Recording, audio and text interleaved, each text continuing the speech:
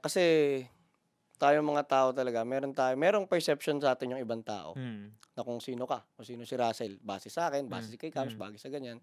Pero kaya ang gusto kong itanong is, ikaw paano mo i-introduce yung sarili mo na, who is Russell Kainap para kay Russell? Ang hirap na tanong na yan, Siyempre bigat Parang biga bigat bigatin na nga kaagad yung una nating oo, tanong. Pero kung sino ba ako? Ang hirap nun kasi parang pwede ko sabihin teacher summarize, ako, oo. pwede kong sabihin na nagpa-powerlift ako, Yep, pwede ko sabihin na mahilig ako magbasa ng poetry, yung ganun. Pero hindi yun nakakasabi kung sino ka as a sino ko whole, eh, 'no? o as a Oo. whole, kasi parang isa matinding ano yun, isang matinding tanong yun sa filosofiya. Yun yung pinakaunang tanong, Oo, sino sino ka? ba ako? Tas parang yun nga, kaya siguro yung masasabi ko lang kung sino talaga ako is madalas attached sa mga bagay na ginagawa ko, Kaya yun nga, parang pinaka-basic, dating guro ako, nagbubuhat ng mabigat, powerlifter, yun, mahilig magbasa, dating philosophy student, palaging in relation to something else, Yes, Pero ang hirap sabihin kung sino ka talaga. oo. Siguro yun. Tas palaging, siguro yung pinaka makakasabi ko rin sa sarili ko na kung sino talaga ako, palagi naghahanap. Kasi taong palagi naghahanap ng, Seeker ka, parang gano'n. Naghahanap ng sagot, naghahanap ng kung anong gusto kong gawin sa buhay. Kasi parang, pati hanggang ngayon, hindi ko talaga nasasagot yung tanong na yun, well, Mm. actually kaya ikaw yung una kong gines dito kasi nakita ko yung similarity natin, kasi 'di ba Mm. magtropa tayo, Mm. boyfriend ka ng college friend Mm. ko. Mm.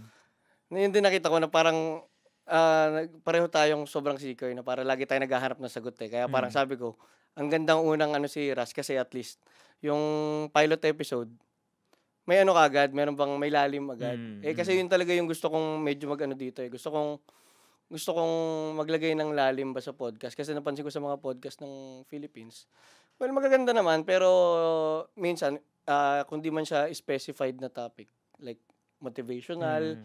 or ano, or kung ano ba, kung sa sasakyan o sa mga gano'n. Pero gusto ko talaga parang anything under the sun pero at the same time may lalim at may mapupulot Talagang talaga, tungkol sa oo. personality na pag-uusapan niyo, tas parang Oo, nagkikipagtagisan sa personality mo. oo, tsaka hindi naman parang, I'm looking for interesting people na marami akong Mm. matututunan kasi yun nga, seeker ako, lagi akong Oo, at the totoo same yan. time I never claim to be a master or Oo. expert or ano man sa mga bagay-bagay. So, Oo. gusto ko lang matuto from the people and interesting people Oo, kaya totoo kasi yun nga, maraming podcast dito na hindi sila nagge-guest masyado ng taong na nanggagaling sa iba't ibang experience o oo, gano'n. gano'n. Minsan 'pag business, puro Mm. negosyante. So ito lahat medyo gusto ko talagang i-guess, pero lagi kong gusto yung mga mga deep questions na. Mm. Gusto kong mapag-usapan yung mga deep topics na hindi kadalasan naririnig ng mga Pinoy. Mm. Tsaka kaya rin medyo Filipino Mm. yung language kasi nga para yung malalalim na bagay mailapit natin sa masa kumbaga. Mm. So yun. Kaya ko tinanong yun kasi nga, yun nga yung maraming tao na parang may perception yung iba sa'yo, pero ikaw kasi yung ano yung tingin mo sa sarili mo, iba Mm. rin yun, eh. Oo, So, ibang-iba. parang kaya yun yung unang-una kong tinanong sa'yo. So, si Russell Kainap is Former teacher, isang mahilig athlete kasi mahilig marami oo, akong iba't ibang powerlifter sports. nga pala siya, Oo, oo. currently ngayon. Fencing din, 'di ba? Recently nag-fence ako, tas mahilig ako tumakbo dati.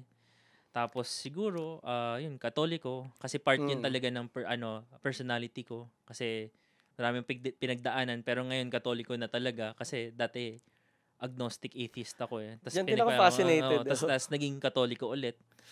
Ah, Tas yun, parang Seeker, oo. naghahanap lang ng mga sagot. Tas parang gusto ko lang yun, mag-enjoy sa life, pero at the same time parang pinagninilayan yung mga bagay na ginagawa ko. So, Kaya yun, kaya ang hirap nga, kasi lahat yun parang almost outside parang descriptors lang kung sino talaga ako. mm. Pero hindi yun talagang tunay na tama ka talaga kung sino talaga ako bilang tao. Oo, kasi sa totoo lang, ngayon nga, philosophically hindi mo naman talaga masasagot sa hulyo kasi Mm. ever changing naman ang tao, Mm. na kumbaga, kung sino ka ngayon hindi naman yan sigurado ako kahit bukas o sa susunod Mm. na taon ikaw pa rin, eh. Pero yun yung Pero yung yun yung fascinating, 'di ba? Parang 'di ba, pwede ko naman tingnan yung sarili ko nung bata ako, nung mga 5 years old, titingnan ko yung photo na nakikita ko na yun, yung baby picture ko. Masasabi kong ako yun mm, kasi yun yung kinalakihan ko, yun yung nag-photo, yung mga nanay ko, tatay ko, at Pinotograph ako noon at that age. Pero pwede ko rin sabihin na hindi ako yun eh. Kasi nag-iba na ako. Lumaki na ako. Nag-iba na yung mukha ko ng slight. Pero nasasabi ko yung kahit lumipas ng lahat ng pagkakaiba sa akin at dami na nangyayari sa akin, ako pa rin yun. At yun talaga yung tanong ng mga sinuunang Griego. Ano ba yung natitira sa lahat ng nag-iiba sa mundo? Ano ba yung iisang bagay na nagiging constant? Socratic ba yan? Hindi. Ano? Pati pre-Socratics. Ano yung tawag dun? Kasi bago kay Socrates, may tinatawag na pre-Socratics. Tulad ni, sino pa ba yung mga pre-Socratics? Sino ba? Si ano ba? Heraclitus, Si Heraclitus. Parmenides. Sila yung mga tinatawag na pre-Socratic na philosopher. Tapos yun yung hanap nila. Kaya obsessed sila na ano yung talagang major substance. Para kay Heraclitus, yun yung fire. Yung ibang philosopher, sinasabi nila yun yung ether. Pero hinahanap nila yun kasi gusto nila nga nila malaman sa lahat ng pagkakaiba sa mundo, if all the change that happens in the world, what stays the same? Ano yung talagang naglalast? And yun nga, pag tinignan mo yung sarili mo back then at now, nag-iba ka na, hindi ka na yun eh. Pero, meron pa rin naiiwan. Oo, meron pa rin naiiwan. At kung ano ba yun? Kaya parang yun yung true self mo eh. Pero, yun nga, feeling ko talaga kasi yung true self mo, constant search din talaga yan. Oo, parang, totoo yun.